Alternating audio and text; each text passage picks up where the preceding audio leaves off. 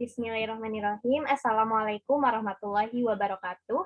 Perkenalkan, nama saya Imalia Destina Virgin. Saya dari Bimbingan Konseling Islam, semester 4 kelas A. Di sini saya akan menjelaskan terkait materi ujian akhir semester metodologi dakwah untuk memenuhi tugas ujian akhir semester mata kuliah metodologi dakwah dengan dosen pengampu Bapak Dr. Haji Rohmanur Aziz, SOSI MAG. Ya, baik, langsung saja. Di sini saya akan menjelaskan untuk yang pertama, yaitu mengenai diagram alur analisis dakwah yang sesuai dengan ranah bimbingan konseling Islam. Di sini terdapat gambarnya, diagramnya. Yang pertama itu ada urutan yang pertama itu ada identifikasi, kemudian pemetaan dan desain, masuk ke perencanaan, dan selanjutnya ke pelaksanaan.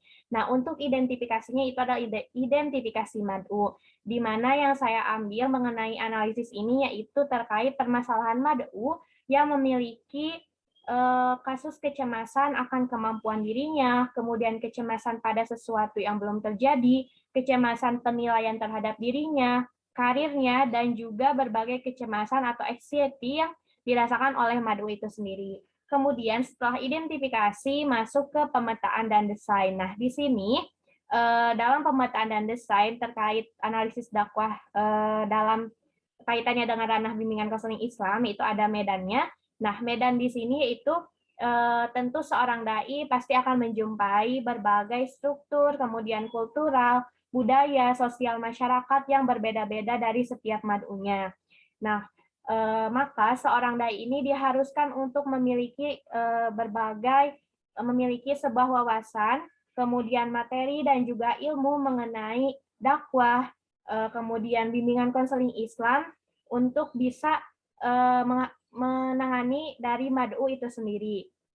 Nah, selain itu juga, seorang dai juga diharuskan bersikap sabar, kemudian toleran, rendah hati, lemah lembut, terbuka, kemudian memiliki sikap keterbukaan, penerimaan terhadap kondisi mad'u atau konseli dalam menghadapi situasi atau kondisi dalam berdakwah yang kaitannya dengan bimbingan konseling Islam.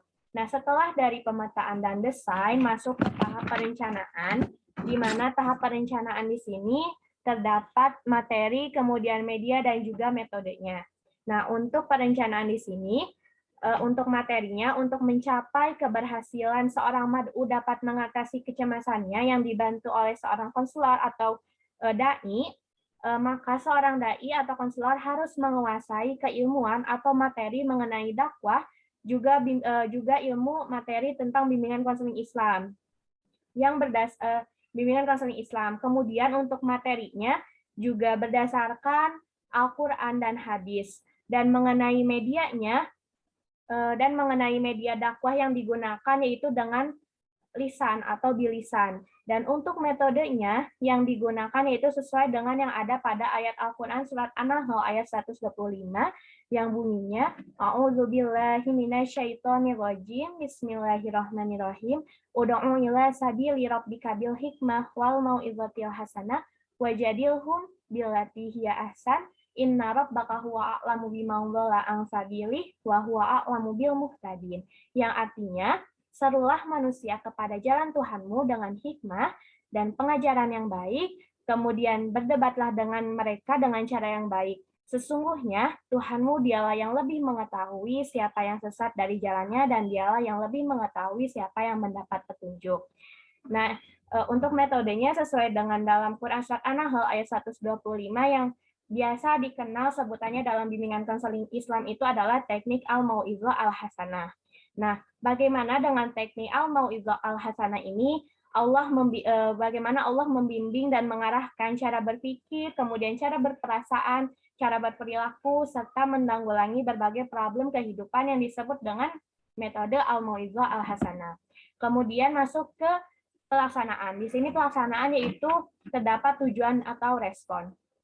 Nah, tujuan respon dari pelaksanaan ini adalah diharapkan nanti mad'unya atau konselinya dapat menangani kecemasannya, kemudian mad'u atau konselinya dapat percaya diri akan kemampuan diri yang dimilikinya, kemudian tidak khawatir akan masa depannya, berserah dan ikhlas karena hanya Allah yang tahu dan berkehendak, dan juga manusia hanya bisa berusaha, berencana, dan juga berdoa, Kemudian selain itu diharapkan juga mad'u atau konseli dapat membangun ketaatan dan ketakwaan kepada Allah, mengembangkan eksistensi dan menemukan jati diri dan citra diri hingga tidak perlu mencemaskan diri kembali, dan juga dapat melepaskan diri dari hal-hal yang dapat menghancurkan mental, spiritual, dan moral dari dai atau dari konseli atau mad'u itu sendiri. Nah, inilah diagram alur analisis dakwah sesuai dengan ranah bimbingan konseling Islam.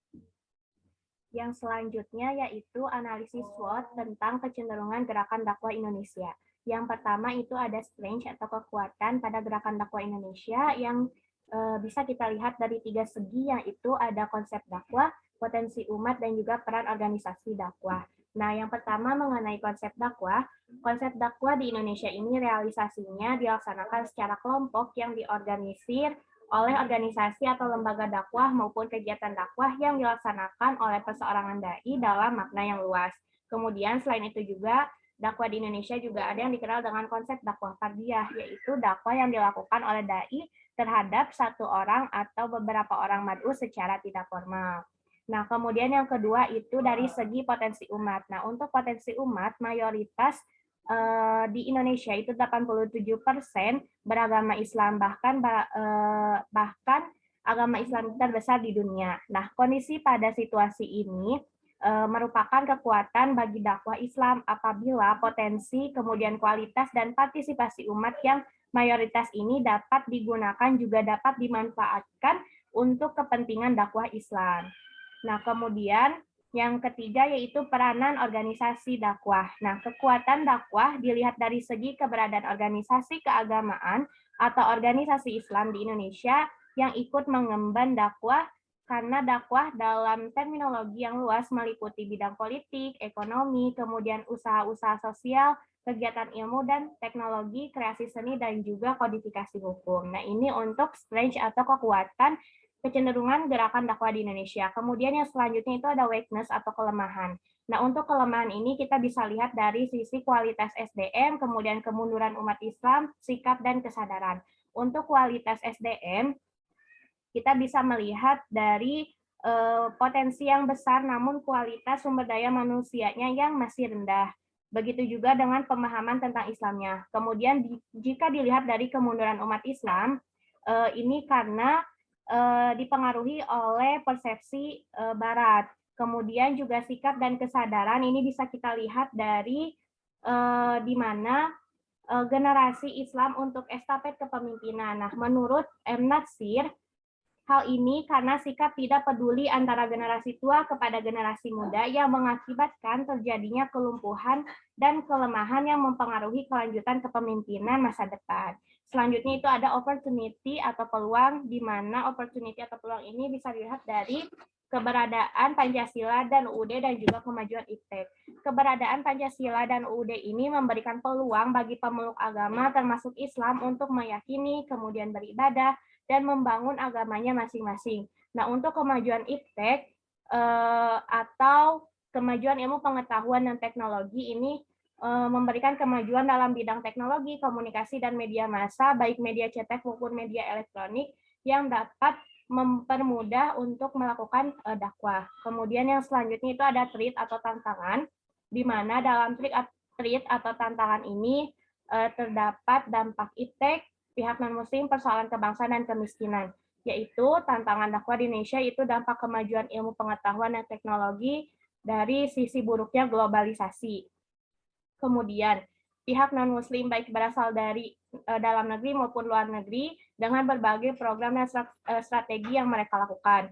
Kemudian dakwah akibat berbagai persoalan kebangsaan yang memberikan efek negatif kepada kegiatan dakwah. Dan yang selanjutnya itu dihadapkan dengan persoalan kemiskinan, terutama dampak dari krisis ekonomi yang telah mengakibatkan penduduk Indonesia berada di garis kemiskinan. Nah, ini untuk analisis SWOT tentang kecenderungan gerakan dakwah di Indonesia. Selanjutnya, tahapan operasional metode dakwah reflektif pada praktik bimbingan konseling Islam. Sebelumnya, mengenai dakwah reflektif ini dapat diartikan sebagai proses verifikasi atau prinsip serta konsep dasar dakwah. Nah, dalam kaitannya pada praktik bimbingan konseling Islam, jadi seorang konselor atau dai berupaya untuk memperoleh informasi lebih mendalam tentang apa yang dirasakan oleh konseli atau mad'u dengan cara memantulkan kembali perasaan, pikiran, dan pengalaman mad'u atau konselinya. Nah, ini untuk tahapannya. Kemudian, di mana seorang konselor atau dai yang mendengarkan segala pernyataan konseli harus menyampaikan kembali kepada konseli tentang apa yang didengarkan sebagai bentuk pendengar yang aktif. Seperti di dalam Al-Quran Surat Ar-Rahman yang membicarakan tentang pengulangan kembali mengenai semua kenikmatan dan kebesaran Allah Subhanahu wa Ta'ala, dan di dalam hadis riwayat Bukhari radhiyallahu anhu di mana Rasulullah juga menerapkannya dalam berdakwah dan kesehariannya. Beliau mengulang kembali kalimatnya sebanyak 2-3 kali agar yang disampaikannya itu dapat mudah dipahami sebagaimana tujuan dari reflektif ini pada praktik bimbingan konseling Islam. Selanjutnya, ini ada penjelasan mengenai perbandingan metode riset dakwah partisipat jurusan bimbingan konseling Islam dan pengembangan masyarakat Islam. Untuk bimbingan konseling Islam, metode riset dakwah partisipat jurusan BKI ini metodenya dalam dakwah disebut juga dengan biasan al-aqwal. Bimbingan dan konseling Islam dalam ranah dakwah disamaartikan dengan al-irsyad atau irsyad. Nah, irsyad atau BKI ini merupakan penyebarluasan ajaran Islam yang tentunya bersifat spesifik di kalangan tertentu atau dapat dikatakan terdapat hubungan personal atau individu antara pembimbing dan juga yang dibimbing. Dilakukan dalam rangka pemecahan masalah psikologis melalui kegiatan pokok yaitu bimbingan penyuluhan pribadi, kelompok, diskusi, pemecahan masalah secara pribadi atau kelompok, baik secara preventif ataupun kuratif. Yang kedua yaitu metode riset dakwah partisipat jurusan PMI atau pengembangan masyarakat Islam. Dalam ranah dakwah ini disebut dengan tatwir yang termasuk ke dalam metode dakwah bil asad al-ahwal. Tatwir ini dengan kata lain berkaitan dengan kegiatan dakwah melalui pendekatan wasilah sosial budaya atau dakwah kultural. Tatwir ini juga dapat dikatakan sebuah sosialisasi ajaran Islam kepada masyarakat atau mad'u dengan mempertinggi derajat kesalehan perilaku setiap individu atau kelompok. Maka diharapkan akan bisa memecah masalah di lingkungan masyarakat. Jadi perbedaannya BKI ini dikhususkan untuk individu atau kelompok menyelesaikan masalah atau memecahkan masalah, sedangkan PMI ini memecahkan masalah di lingkungan masyarakat. Selanjutnya yaitu pembahasan mengenai dakwah wasatiyah menurut Al-Quran dan hadis, kemudian ulama salaf dan juga ulama kontemporer. Yang pertama, menurut Al-Quran, makna wasatiyah yaitu terdapat pada Quran Surat Al-Baqarah ayat 143 yang artinya, dan demikian pula kami telah menjadikan kamu umat Islam, umat yang adil dan pilihan agar kamu menjadi saksi atas perbuatan manusia dan agar Rasul atau Muhammad menjadi saksi atas perbuatan kamu. Di mana di dalam Al-Quran berdasarkan surat Al-Baqarah ayat 143 ini, wasatiyah ini dimaknai sebagai sikap adil dan pilihan atau umat yang paling adil dan paling baik. Kemudian menurut hadis yang artinya dari Ibnu Abbas, Nabi SAW bersabda, apabila makanan telah dihidangkan, maka ambillah dari pinggirnya dan tinggalkanlah tengahnya, dan sesungguhnya berkah itu turun di bagian tengah. Untuk menurut hadis ini, wasatiyah ini dapat diartikan bahwa bermakna posisi tengah atau posisi yang selalu diberkahi oleh Allah. Hal ini menunjukkan bahwa umat Islam adalah umat terbaik karena selalu berada pada posisi tengah antara kecenderungan ekstrim pada dunia dan kecenderungan ekstrim pada akhirat, sehingga melupakan dunia. Nah, Islam memposisikan diri berada di tengah kedua ekstremisme itu dengan penuh keadilan dan keseimbangan. Ini menurut hadis.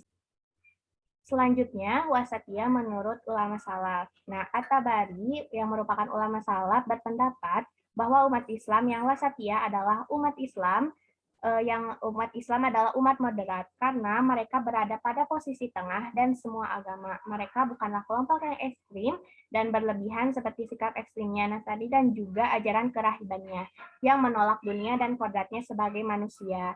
Umat Islam juga bukan seperti bebasnya dan lalainya kaum Yahudi yang mengganti kitab-kitab Allah, membunuh para nabi, mendustai Tuhan dan kafirnya. Akan tetapi, umat Islam adalah umat pertengahan dan seimbang dalam agama. Maka karena inilah Allah menanamkan mereka dengan umat moderat. Dan ini makna wasatiyah menurut ulama salaf. Kemudian yang selanjutnya, makna wasatiyah menurut ulama kontemporer, di mana menurut Kiai Haji Hashim Muzadi, yang merupakan ulama kontemporer, memaknai wasatiyah adalah sebuah keseimbangan antara keyakinan yang kokoh dengan toleransi. Syarat untuk merealisasikan sikap wasatiyah yang baik tentu memerlukan akidah dan toleransi. Sedangkan untuk dapat merealisasikannya akidahnya dan toleransinya, yang baik memerlukan sikap yang wasatiyah. Dan ini menurut ulama kontemporer. Mungkin sekian yang dapat saya sampaikan mengenai materi-materi metodologi dakwah untuk memenuhi tugas ujian akhir semester metodologi dakwah. Sekian dan terima kasih. Semoga ilmu ini bermanfaat dan juga menjadi keberkahan. Billahi taufiq wal hidayah. Wassalamualaikum warahmatullahi wabarakatuh.